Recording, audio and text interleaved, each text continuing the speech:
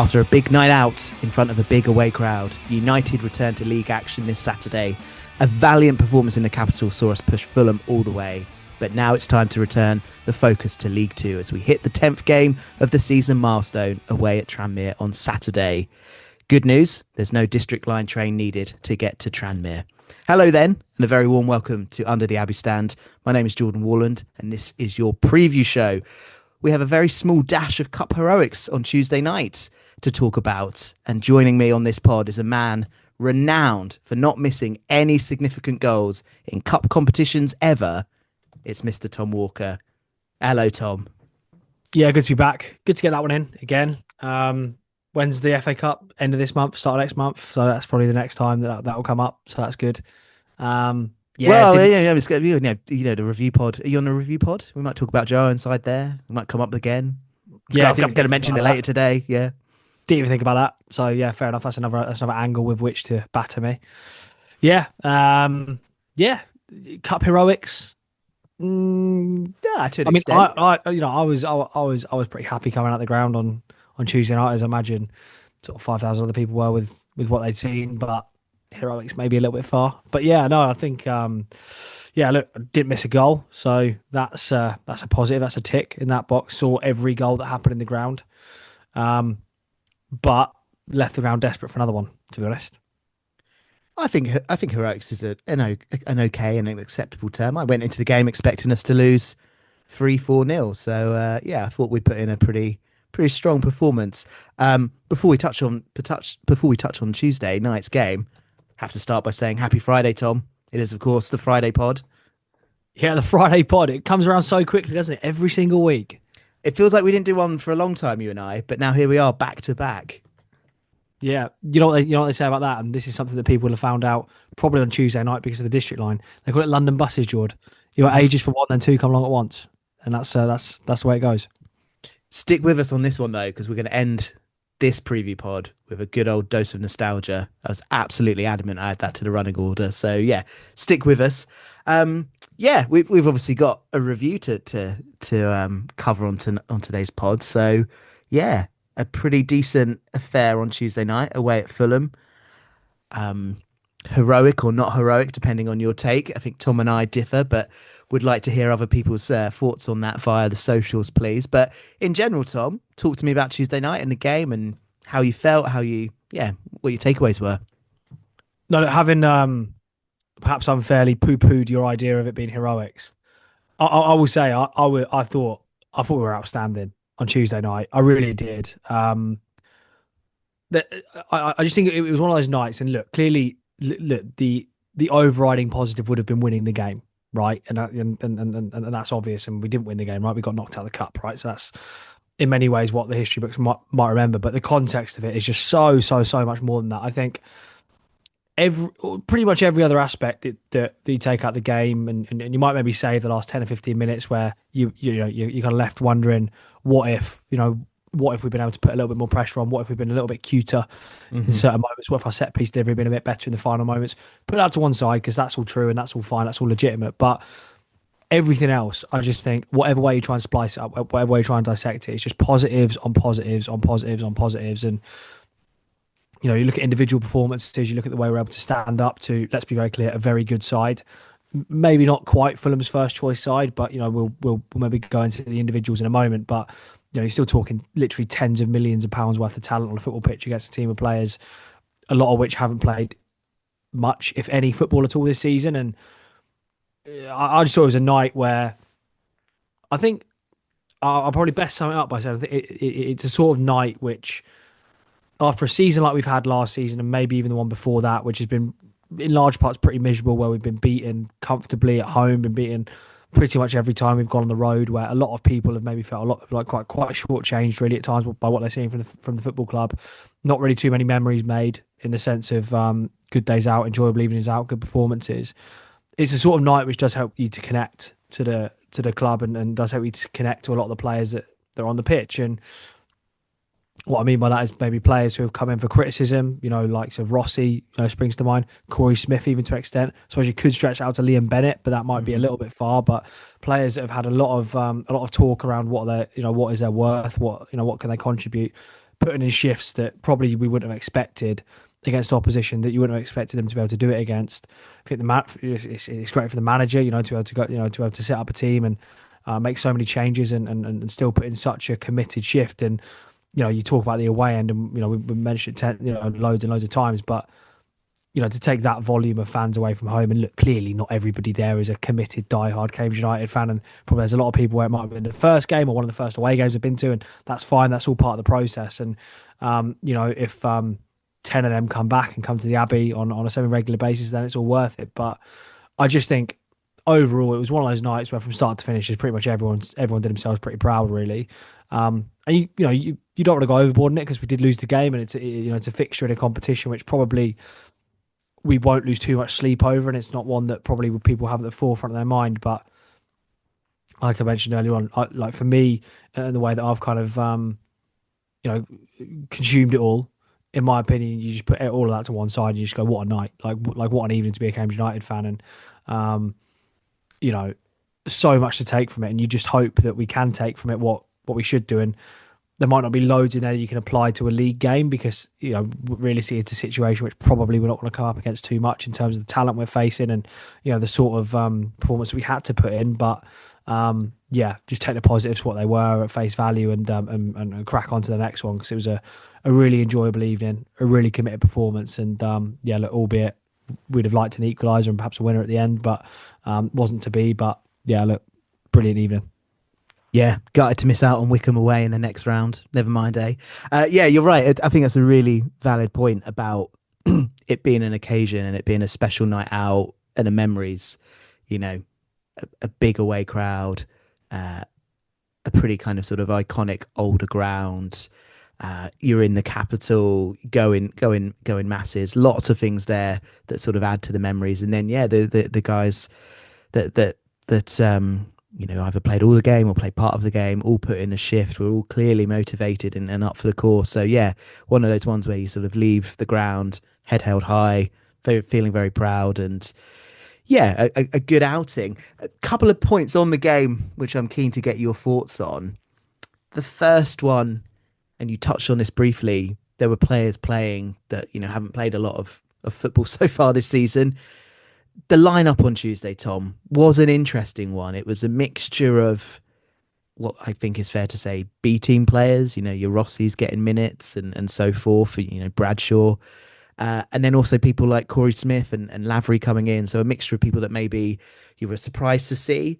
What was your take on sort of Neil Harris's approach to the starting lineup? And he touched on it in the presser about picking specific players, especially the wide players and the attacking players, based on athleticism and sort of matching up to Fulham. What was your take on the lineup when it came out? I was pretty worried when the lineups came out. The Lavery bit, right? Yeah. Well, the Lavery bit, but just all of it, really. The fact that we went there and made, 8 changes, I think, overall. And then you're playing a Fulham team, which, all right, like they've made the odd change here and there as well. But, I mean, if you look at the Fulham team, you've got Kevin, who was bought for the thick end of 35 million quid in the summer. Smith Rowe, 27 million plus potentially another 7 million in add-ons. So you're talking just between those two, nearly 70 million pounds worth of talent, and we're going there making 7 or 8 changes. And you've got like Zeno Rossi, who's coming for criticism, not just at League One level, but at League Two level for us so far, and we've not seen too much of. Corey Smith making his first appearance for us in however long it's been. But then, like throughout the rest of the team, I guess the other obvious one that draws a bit of attention is probably Lavery, because we sat here on Monday, and said maybe although Lavery's just come on and scored the winner, and I'm sure momentum's high, it feels like an evening to have a difficult conversation and be like, look, there's bigger things to come, there's more important things to come. But he played well. Obviously, he got a pretty good 65 minutes into his legs, and hopefully that can stand him in good stead. Hopefully he's come through that absolutely fine. But I was definitely surprised. I thought we'd make some change. I think Bradshaw was probably the obvious one, because he's played, I think, in both games this tournament and probably been maybe not the standout, but one of the standouts in it so far. So I thought he'd come back in. Smith, we knew would be involved, but I just kind of saw us keeping it the same, because it makes sense, right? Like you go away to a team like Fulham, who are probably looking to be a top half Premier League team this season, if not pushing on for maybe one or two places beyond that. And you think you've just got to put your best foot forward, sort of thing, and just keep everything on your side as simple as possible. But Well, yeah, on that, on the topic of keeping it the same, what I thought would have sort of the least amount of change, with the exception of Morrison, who you probably don't think is quite fit enough to go Saturday, Tuesday just yet. I thought the back five would be sort of the most unchanged. The more defensive minded, the more experienced players. But that was the area of the pitch which had like the most changes, and well, you know, it was totally different, right? well, apart from Eastwood, if you include him in Yeah, back five. But yeah, yeah, well, yeah. the outfield back four was all completely different from the win against Fleetwood.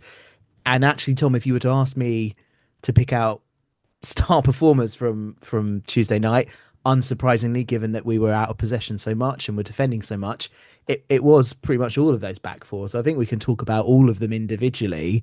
Um, Perhaps the one of the four that has had the most games and is considered more of a starter is the one that I had the most text messages about. So people watching at home who maybe don't know too much about Cambridge United or don't watch that often, but I had a lot of messages about Liam Bennett. So should we start with little Liam and his performance on Tuesday night, because there was some little bit of showboating throughout the game with some step overs and turns. I think he enjoyed his evening, Tom. Yeah, well, we just mentioned Kevin.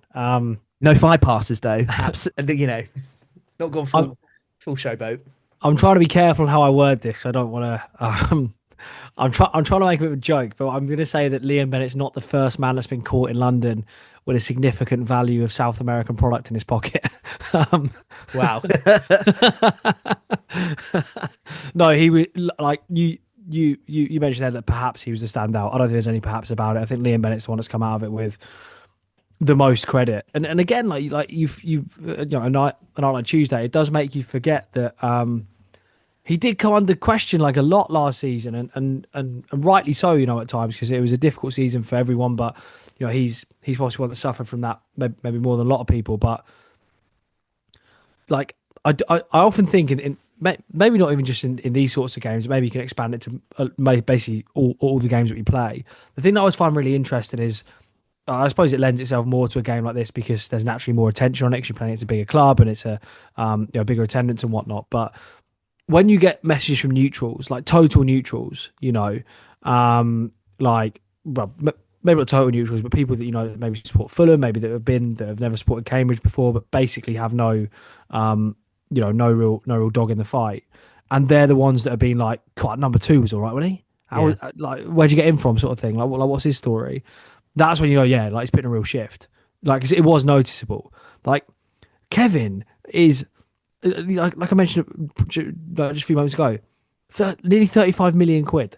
Like, I think he came on in their game against Leeds. We were chatting to obviously Marcus Speller of the Football Ramble, and he was like, keep an eye out for that guy.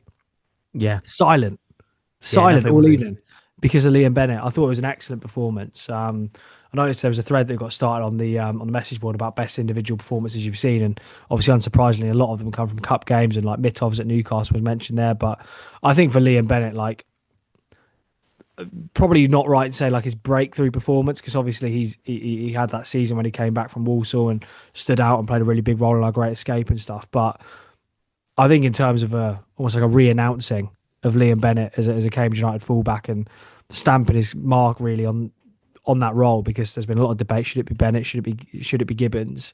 What more can you do, really? Yeah. I thought it was phenomenal, and well deserved man of the match for me.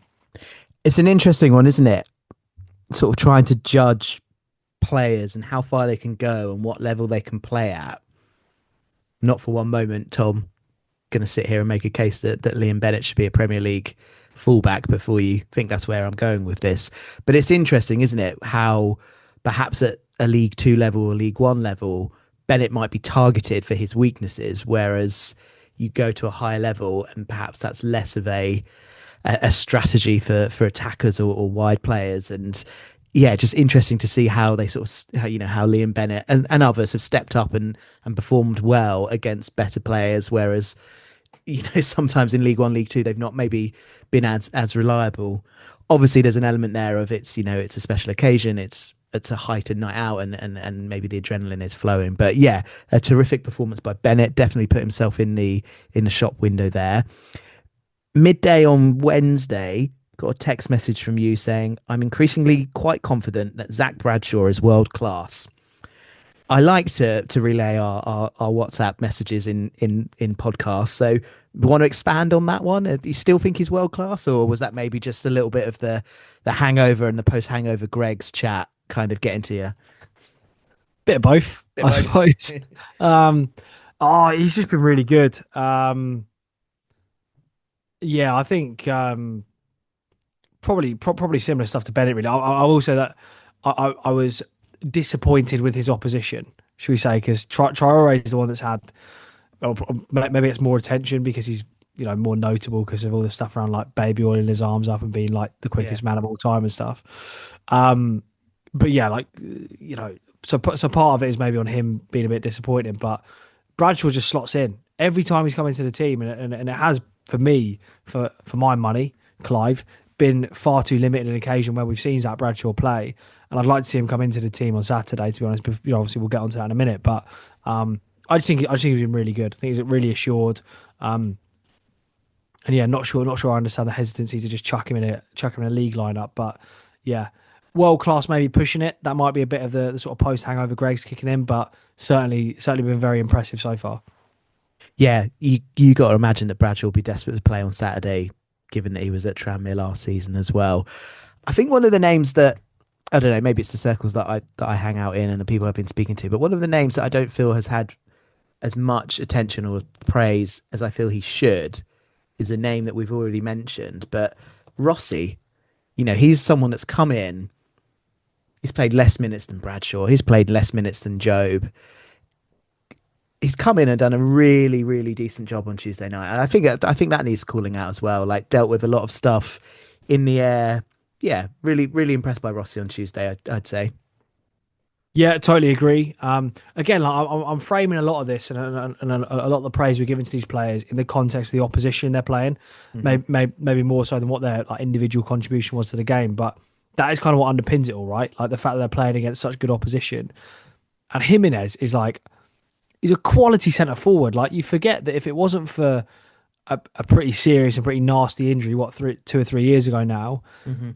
there were moves being touted a lot higher up the football pyramid than Fulham, and that's saying something. He's been a regular feature in Mexico's team over the years, and obviously scored plenty of goals in the Premier League and stuff. So it's not like he's just slotted into like with respect like Newport at home or something and kept like some jobber from like the bottom end of the pyramid at bay. Um, he went and stood up to a really stern test all evening, and you know almost comes away with a result from it. And um, I think out of everyone in that team, he's the one that's probably been questioned most in Hmm. terms of what can he actually offer and what should his role be in the squad or out of the squad as maybe it might have been at times. And yeah, I think you're right. I think if you look at the stats on something like Flash Score, I think he was along with I think one of their centre backs the highest rated player on the pitch. So that says it all.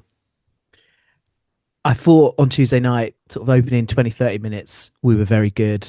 The sort of middle section of the game was obviously where it was sort of, won and lost, and Fulham got on top. And, the goal comes from, a good chance, a good save by Eastwood, but the ball back into the box. Is it Castagna that puts it back in first time? That was like the touch of sort of higher opposition class. So just do that first time sort of so quickly was great. But then sort of the last 20 minutes we gave it a go, and I thought we were decent again, and a couple of exciting moments in those sort of closing moments. One where I thought Kouassi was going to attempt an overhead kick. He didn't in the end. But yeah, tell me about the ending of the game for you, Tom. Did you think that we might do a little bit of a little bit of magic and maybe grasp something, or did you think it was all just sort of a little bit kind of I don't know, tame in the final sort of chances? Yeah, I think I'd be pushing it to say that I really felt in my bones like something was coming. You know what? Like I think, I think the obvious game to compare it to is clearly Newcastle away because it's so similar in so many respects. In the fact that it's Premier League opposition away from home. We're obviously well unfancied in both games. I just think we executed such a similar game plan in such a similar way to Newcastle, and like it sounds weird because obviously we lost the game, but arguably a bit better because against Newcastle, like you think to the fact like Mitov had to work so hard in that game. This was He made just what so I was many, going to say. Yeah. yeah, like he made so many good saves, and they had a couple of goals disallowed as well. So arguably Newcastle got us a lot more than Fulham, and I might be misremembering it. I might have simply not been there. I might have simply not seen it. But I don't feel like we gave Fulham any less than we gave to Newcastle. Hmm. So it's a tricky one because I think we played the game in exactly the way that you'd want to, right? And it's the fact that whether it's 0-0 or 1-0 or 2-1 or like whatever it is, if you can get into the last 15, last 20 minutes and there's a goal in it, and then you can sort of go life and death really with a Premier League team and stick the ball in the box and make it difficult and make it physical. Who knows? Something might land, it might not. And the fact is, at Newcastle, the ball dropped for us in the right way. Very nearly got disallowed, for example, and it didn't. It went for us on that day, and it didn't against Fulham. And when you've got the golfing quality that you've got between us and those two teams, sometimes they do, sometimes they don't, and that's what it is. If I'm picking a little bit, I'd maybe say that, particularly from set plays towards the end of the game, you just want to make a bit more use of them, particularly as we spent a lot of time talking about our strength from set plays on Saturday after the Fleetwood game, and the fact that, well, the equaliser and the winner obviously both come from corners.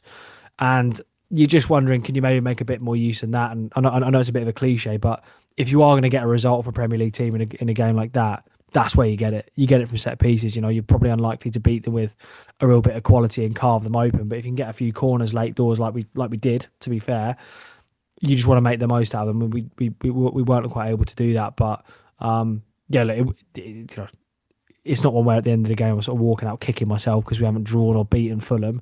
Hmm. I'm focusing on the other stuff. But yeah, for sure, I didn't quite have it in my bones that I thought anything was coming at any point, to be honest. So a little gutted we maybe didn't have that one moment. But hey, look, there we are. It's your fault for not leaving and going for a pint, mate. Yeah, But anyway, we'll move on. I was down in the down underneath the stand at half time. I was with Julian, obviously of this parish, and I think he was joking, but he was like, "Don't go back up, like Yeah. let's stay down here." And he said it in a way which, if memory serves correct, was slightly more forceful than you would like of a mate at half time in a football ground.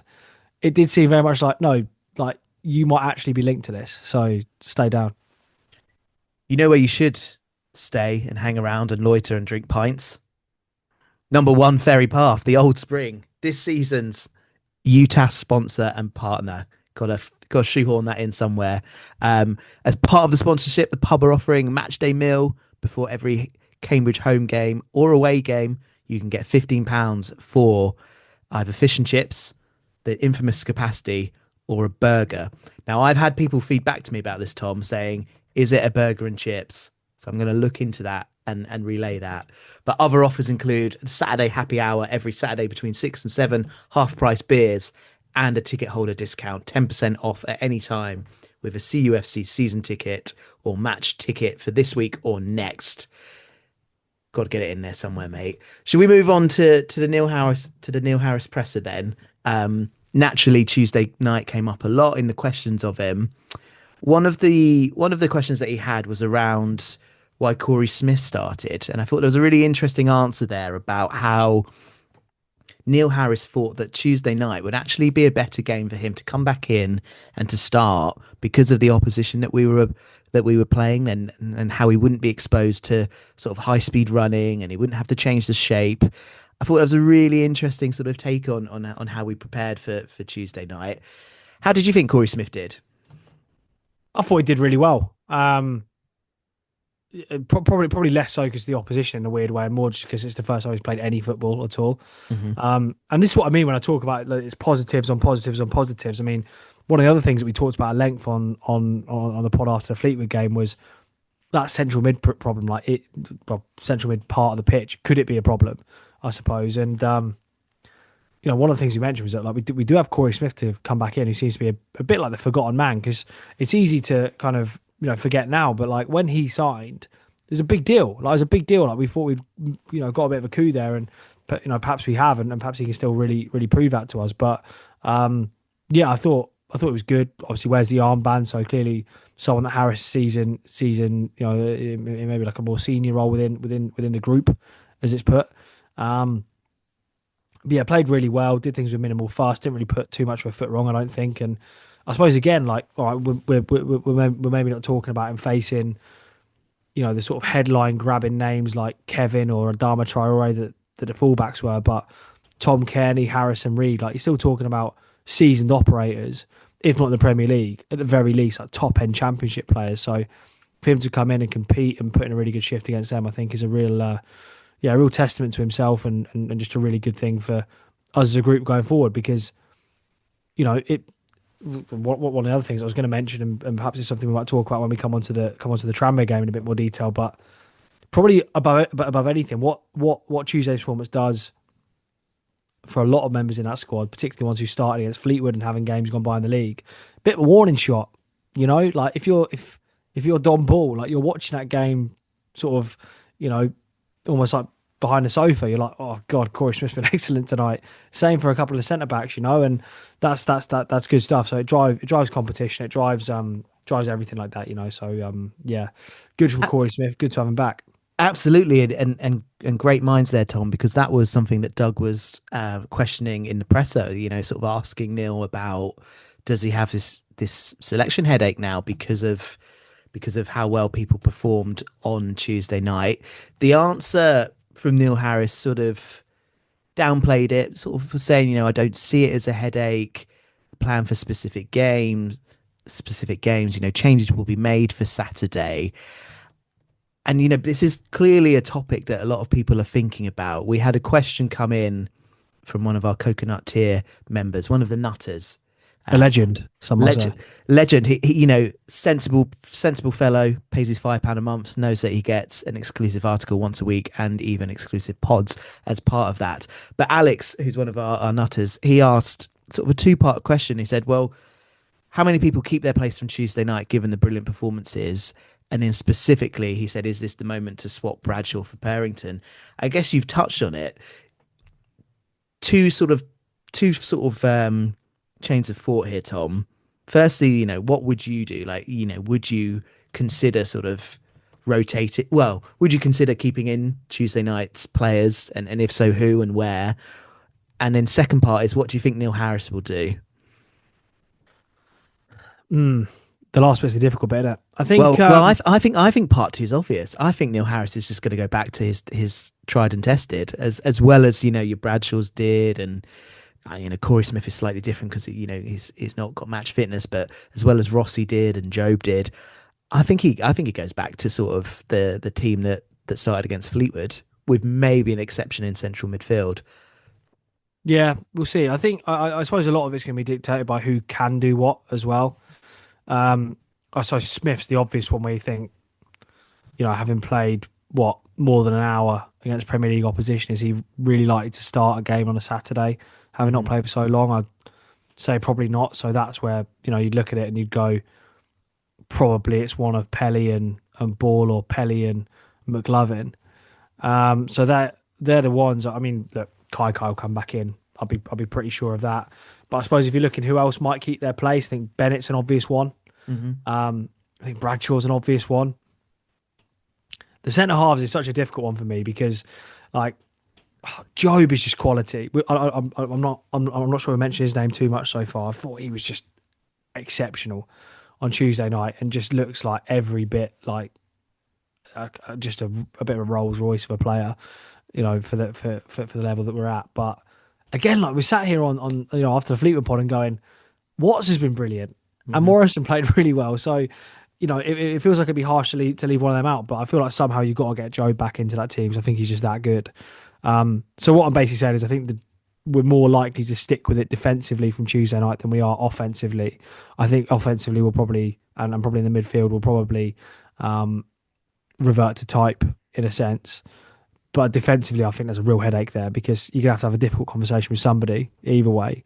And it's not going to be one where it's like, take out the firing line. It's going to be one where like, sorry, mate, you just got to sit out because there's someone else who's taking your shirt, basically.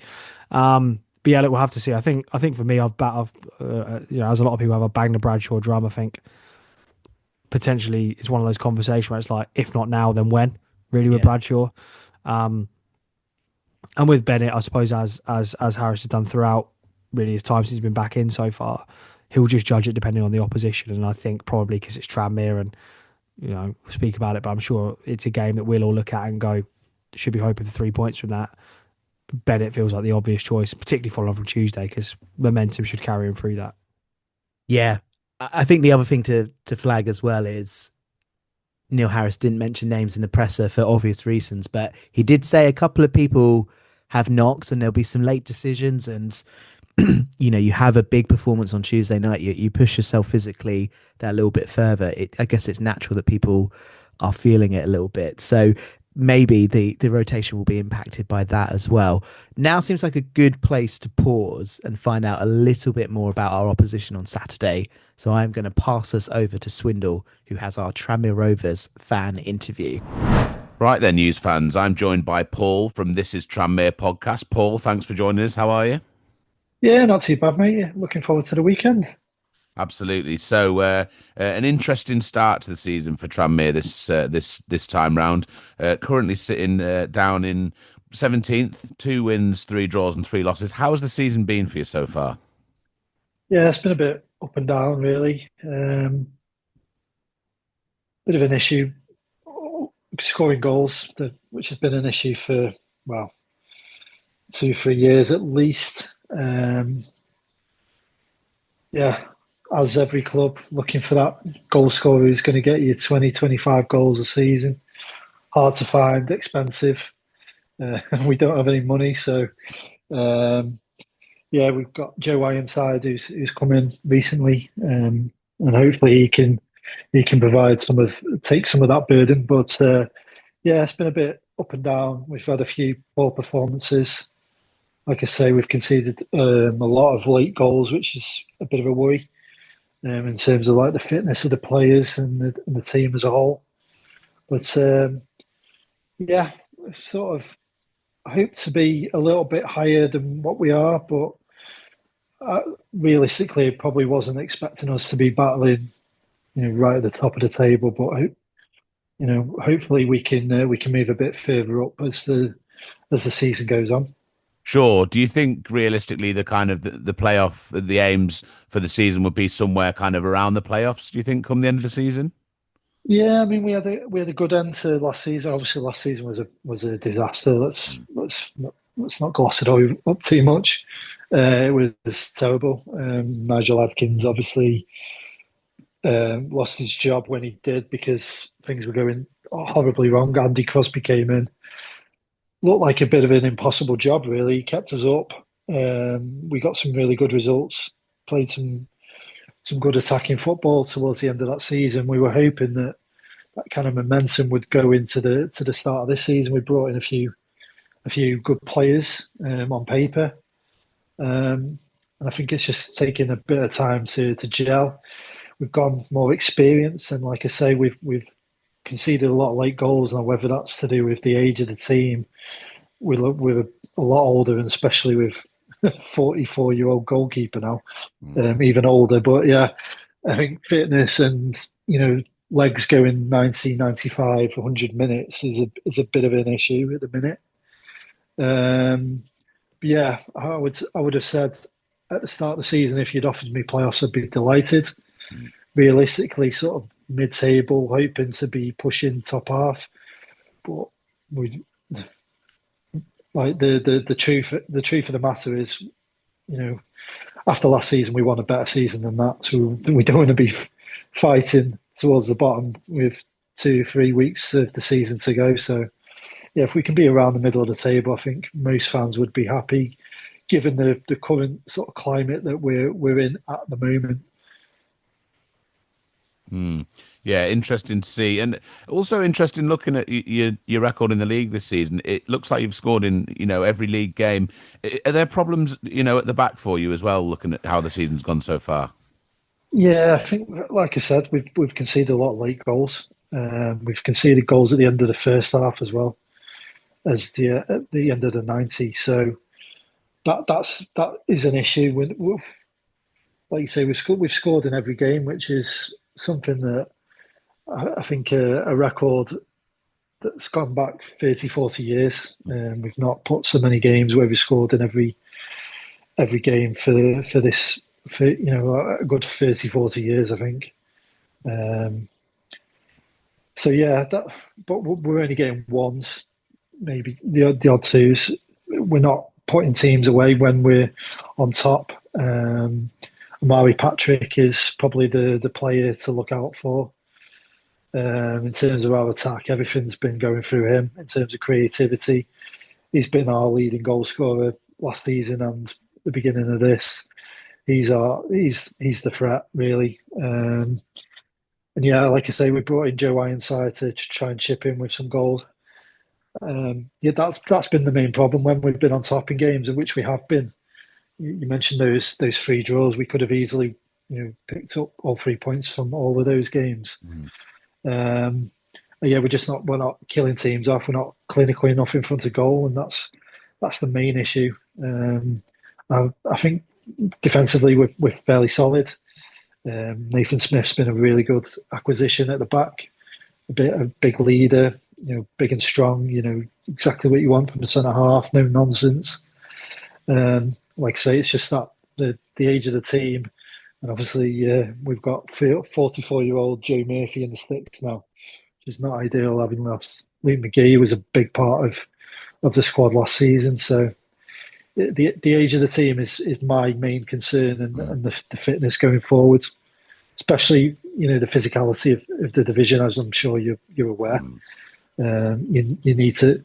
It's not a 90-minute game anymore. Anyway, you've got to be fit enough to play 100, 105 minutes some games, and that's the main concern that I have going forward. Yeah, sounds like there's a few concerns playing on your mind, and you've named some good names there. Joe Ironside, formerly of Cambridge United. More about the style of play then. How do you think Tranmere are going to set up, and what kind of style of football can we expect from you? Yeah, I mean, it's been fairly sort of steady so far this season. Mixed up between a back three and a back four, mainly due to player availability, and I think we're at the bare bones at the minute. A few injuries.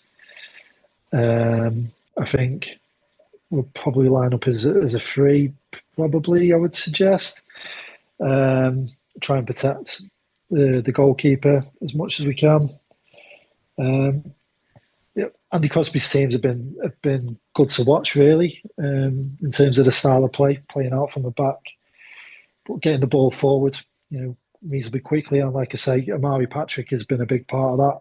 His pace, getting down the flanks, trying to attack fullbacks from either side, whichever side he's been playing, usually on the left-hand side, but occasionally on the right. He's the one that, the go-to player. You get the ball back, win the ball back defensively, try and get it to him and try and, create something with his pace, getting the team up the pitch. So, yeah, it's a decent style of play. It's not, lump it forward to a centre forward, because we don't really have that kind of target man as such. But in terms of getting forward, we do like to attack, counter-attack quite quickly, and Patrick is the one. Well, he's probably the only one who's got any kind of pace going forward, and our wing backs as well. Depending on who's selected, they've got a fair bit of pace as well, getting down the outside. So that's our main threat is coming from either wing, the wing backs, and the Patrick in whatever position he might take up in the 10 or out wide. To try and get balls into the box, and Ironside's going to be the one that we'll be relying on to try and put the ball in the back of the net. Yeah, it'd be interesting to see. We do have a habit of letting old players score against us, so we may well see a goal for Ironside come Saturday. But just before we go, Paul, we always get a prediction. How do you think Saturday's game is going to pan out, and what do you think the score will be? Yeah, like I say, we're not scoring too many goals, but we got a couple on the weekend, albeit in a defeat. Joe Ironside getting on the score sheet for the first time is a positive. Hopefully, he'll take some confidence from that. He's looked a bit rusty, but I'll be honest, coming into the side for the last 2 or 3 weeks.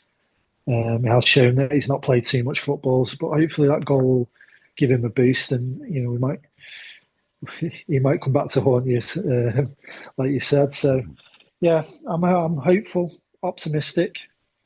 In front of a home crowd, we can put in a decent performance and hopefully get the 3 points. But it's going to be a tight game.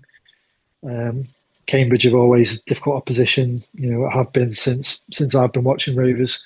Always been sort of close games. I don't remember too many that we've ran away with, or vice versa. So it's going to be nip and tuck, and it's if we can put our chances away. We have been creating fairly well so far this season, which we didn't do last year. So that's a positive, but it's putting that ball in the back of the net. But hopefully we can get a victory by the odd goal, maybe a 2-1 or a 1-0. But I never feel happy with Rovers when we're 1-0 up, because you're always in the back of your mind that late goal is going to come, and teams are going to equalise against us, which has happened a few times so far this season. But yeah, it's going to be a tight game, probably. An entertaining one, hopefully. One I'd like to see is try and pick up all 3 points. Brilliant. Well, listen, Paul, thanks for joining us. Good luck for the rest of the season, Saturday aside. Cheers, mate. Take care. All the best. Thank you very much, Mr. Swindlehurst. Very insightful as always. Yeah, let's touch on that topic we were talking then about before the fan interview, and how we approach the Tranmere game, because you've said it's a game that we're sort of targeting, that we should be targeting, we should be looking at and saying that should be 3 points. What are they, down in 17th? Looking at their recent form, they've not won in 5 games. They've only got the 1 home game all season, Tom, but they did go pretty close against Walsall last time out. How are you feeling about this one? Does this feel a little bit like it could be a banana skin? Like we're looking at it and saying, oh, this will be easier than perhaps it will be? Well, yeah, I mean, I wouldn't file it under like the same category as like a Newport or a Cheltenham. I mean, like, it's a game where if you come out of it and you've dropped points, you're gutted. It's obviously not that level, but I think it's something that Caspel's referred to a few times on the pod. Like it's a League Two game against a team that probably going to be around mid-table this year. If you can't target 3 points from that, then you might as well scrap any ambitions of promotion and put them in the bin. I think like they on paper, if you look at it, like there's players in there that are reasonable for the level. Like I know Richie Smallwood had a good spell with Bradford. Joe Ironside we obviously know all about, particularly in the league. Not sure of his cup exploits, but certainly in the league, a player who can contribute. But yeah, I wouldn't say we're taking too much for granted there by saying that we should go there and use the confidence of Tuesday night. Like we've just gone and gone toe to toe with a much better team than Tranmere away from home, and ride high on that. Like if you can build on that and you can get another positive result, not only does it feel great, but if you look at it in terms of the league situation, it probably propels you into the mix with those who are currently in the top 3 and sort of in and around the top 3, and that's what we want, right? Absolutely. You mentioned as well about defensive options and how it would be a game for Bennett, one of those games where we're going to sort of go at them and so forth. But I was looking at the league table, whilst they're down in 17th, they've not won for a while. They are one of the division's better scorers, especially outside the sort of the top 3 or 4. They've scored more than us, which I don't know if that's much of a compliment because we don't score many, but they do score a lot at home. So how do you think that might influence the lineup and how that might influence Neil Harris's thinking? Do you think he will he be looking at sort of the double pivot, maybe a McLovin and a Don Ball and maybe a Gibbons and keeping it more defensive? I think if we know Neil Harris by now, we know that that's going to be the first thing that we're going to think about really is going to be, let's keep it tight, let's be difficult to beat. Some might call that, Jord, the irresistible force meets the immovable object. I call it clean sheet mentality, Tom. Yeah, maybe. Let's see. I think, I think, as much as I've just said there, that I think it's a game that we should go into and the ambition, expectations maybe a bit far, but certainly a realistic objective should be 3 points. It's an away game in League Two. Like you do have to look at yourselves first and think, look, how can we make it difficult for our opponent? But increasingly, like I'm less concerned about that in a way. And I might be reading too much into Tuesday night. You know, it might be the fact that we came up against an opposition who weren't that motivated, who did the job, and we did obviously lose the game. But I just think we just at times, like if we really want to and really need to, like we do just look organised. Like we do just look like we're a tough team to break down, and you feel like if you say to someone before a game like this, it's going to be decided by the odd goal. You'd probably back us to be the ones that get it. I think, because we are just we are just a difficult team to beat. I think this could age terribly, but you know what I mean. So I guess to answer your question, I'm not that concerned because I think we're good enough. I think we've got enough structure about us to make it difficult enough for Tranmere to walk away with at least something, and in doing that, give us the opportunity to take all three. What about that Joe Ironside factor? How are you feeling about coming up against a lockdown legend? It feels there's something about Joe Ironside. It feels a little bit more personal than say when we've come up against some other players from the promotion team, or even players that stayed on and played for us in League One. Something a little bit more, I don't know, something a bit more personal about it, because he was such a sort of hero of mine. You know, how many times did we say he took the hits? I know exactly what you mean. I remember having this discussion with, I think it was must have been Casper, I think. Do you remember during the lockdown year we had those couple of games towards the end of, like, around Christmas, when we could actually go? Do you remember we had like the test events? Yeah. We always got beaten both. We lost a few of them, didn't we? Yeah, famously. I think we won one actually. But anyway, like the conversation we were having, so obviously would have been the first time we'd seen each other because of the pandemic in God knows how long.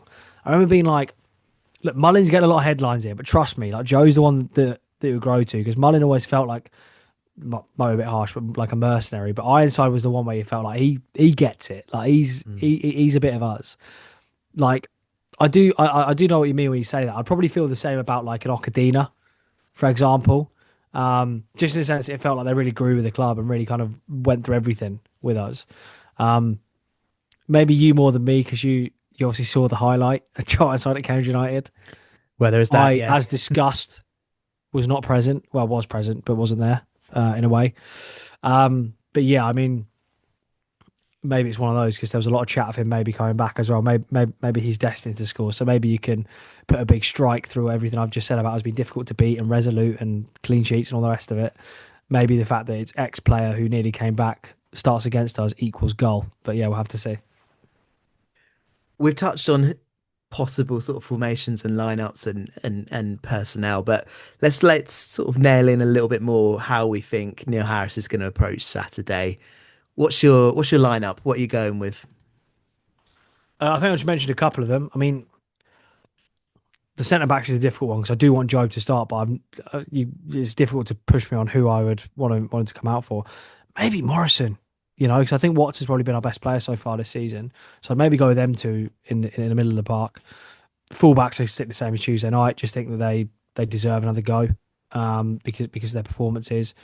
Central midfield is difficult, but again, I think we've spoken about it a little bit. Do you know what? I'd probably drop ball. I think I'd probably stick with McLovin and go with Pellet in there as well. I think McLovin's an underrated player so far this year, and I think he had a brilliant night Tuesday night as well. Yeah, he's one we didn't talk about enough in the Fulham section. I think when called upon, I think he's been brilliant, or certainly been very dependable. Probably comes a bit soon for Corey Smith, I guess. Maybe he'll get a Vertu game at some point to sort of ease himself back in. Really saving for the big ones. And then I mean, I suppose on the wings it's difficult, because do you go with 4-4-2 again, or do you go with the 4-2-3-1? If it's 4-4-2, it's obviously Kai and probably Mayer on the wings, and then CUFC and Lavery up front. I suppose that's another headache for Harris. Is do you stick with what looked so good and so effective against Fleetwood and actually won us the game, or do you kind of revert to type a bit more? I suspect we might revert to type a little bit more, and you might see Brophy maybe coming for CUFC and Lavery starts. But yeah, look, we'll have to see.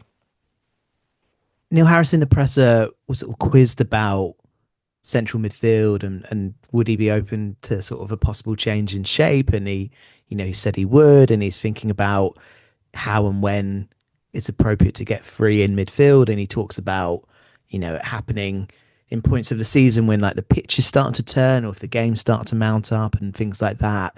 He did also mention Saturday. He sort of referred to Grimsby as well. So I wonder lineup wise if he might go Ball, McLovin, and Pelly Ruddock. I wonder if we might see all three of them. I think Kawasi comes back in. I think Kai comes back in. I think Brophy stays in the team. And then as for the back four, I think it would be Morrison, Watts, Purrington. Maybe Bennett gets the nod. I don't. Yeah, there's a part of me that doesn't think he will mix it up from sort of his preferred sort of defensive part of the team. I guarantee you now, Caspel's listening to that with fingers in his ears, just screaming to himself. He doesn't want to hear any of this three in midfield stuff. He doesn't want to hear it.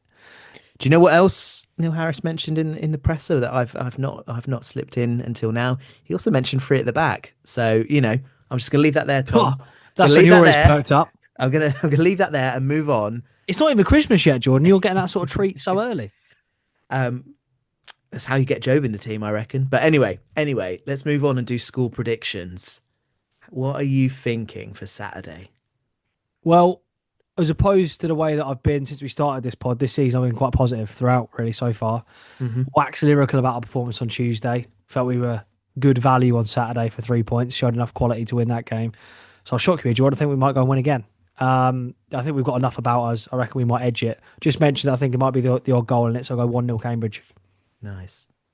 Sorry, what was that, Tom? Sorry, did you say that I got the last two league score predictions absolutely right on the? That's exactly what I said. Yeah. It didn't sound like it, but it is.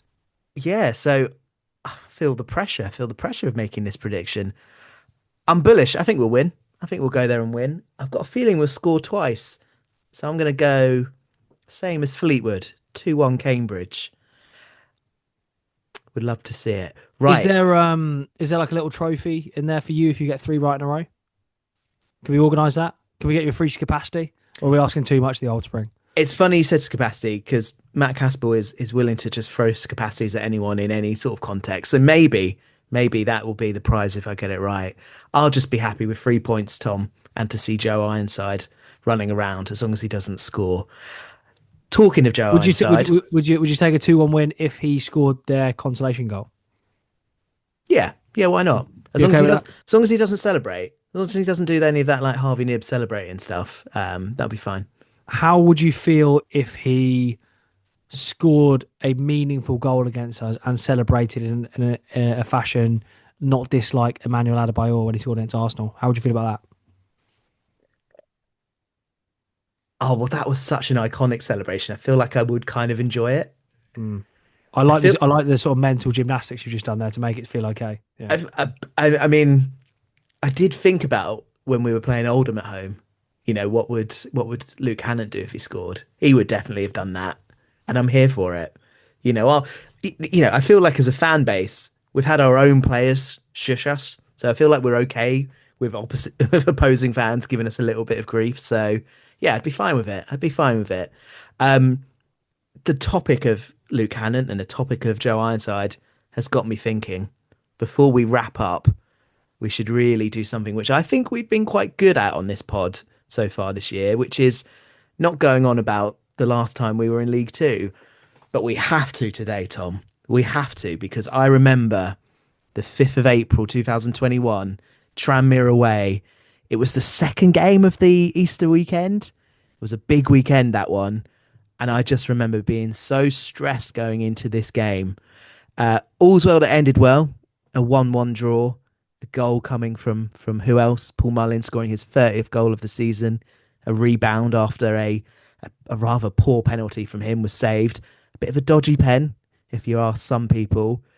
Do you remember this game, Tom? Do you have anything to say on this game? Because I'm here for it. I'm here for the lockdown promotion nostalgia tour. Yeah, I mean, I mentioned to you, Jord, about my memory of the game. In repeating it on the pod, I'm trying to remember what the rules were around where you could be and where you could watch it. That's what I'm trying to remember what I'm doing. April 21. I feel like it was a little bit more open, wasn't it? And all right, fine. It was more open. You were allowed like bubbles, weren't you? I think we're far enough past it to reveal that I watched it with a couple of mates. And I distinctly remember post-match, we ordered a Chinese takeaway, which is, to my mind, still the saltiest Chinese I've ever had in my life. I remember being on a train home, just absolutely almost like gasping for air. My mouth was that dry. Great stuff. Did we save a penalty that day as well? Was that God, was that that's a great was that one of question. Callum Burton's run of saving loads of penalties? Maybe I'm thinking of someone else. He definitely Oldham he saved one. He saved one at he Oldham. definitely saved them away to Oldham. I don't think we saved a penalty. I can't remember. Are you searching for it? Do you want me to just sort of shoot just having a little quick look. It doesn't see did doesn't Paul see Lewis anything score against us as well? Was it Paul Lewis? It was, who was it? It's not saying in this article. But what I had forgotten, by the way, was how high up Tranmere were. They went into the autos off the back of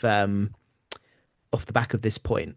I can't remember them being in the top three. I remember them being a good side. I remember it being sort of a bit of a daunting one. But yeah, they ended up in the top three. And you're right, former Cambridge midfielder Paul Lewis did score in the 10th minute with his 7th goal of the season. But no word here about a penalty save. Well, I've obviously made up the penalty save, but got Paul Lewis scoring right. So you take 1 out of 2. That's not too bad, is it? Yeah, no, you're right. I think they were one of the contenders where it obviously whittled down to that 4 in the end, didn't it, with Morecambe just on the edge of it. Mm-hmm. But Tranmere were like sort of in and around it for quite a long time. And then I think they had the centre forward, was it James Vaughan? I think. Former Everton guy. Yeah, who scored a lot of goals, and it was actually for a period, I think, quietly closely contested between him and Mullin, who was going to get the golden boot. And I think Vaughan got an injury, and Mullin obviously went mental, really, with scoring like tons of goals. Was it 32 in the end? Obviously, he's 30th away at Tranmere. But yeah, a big point on the road. And then I think that was Bank Holiday Friday. I think on Bank Holiday Monday, or was it the other way around? Maybe it was on the Friday we beat Morecambe, and on the Monday we got the point at Tranmere. I think Tranmere was on the Monday. I'm pretty sure it was the second I think game. you're right. I think Wes played. I think he played minutes in both the games, which was sort of the big topic because obviously he doesn't play. Yeah, of course, yeah, because he was obviously famously a Saturday man. Yeah. But yeah, good of him to turn up. Good of him to show face, assuming that's what he did. But yeah, a big point on the road to promotion. So hey, who knows if that's an omen or not? A great walk down memory lane there. I can't wait for more of those as we do these pods, Tom. Tom, it's been a pleasure doing the preview pod with you, mate. We will be back on Monday with the review show, hopefully talking about another 3 points. Yeah, been great. Remember, Jord, enjoy Friday today. Make sure you turn your alarm off because obviously it's Saturday tomorrow. And, well, unless obviously you're going to Tranmere, and in which case you'll need to wake up bright and early. But, yeah, enjoy your Friday night, mate. And I'll see you again soon.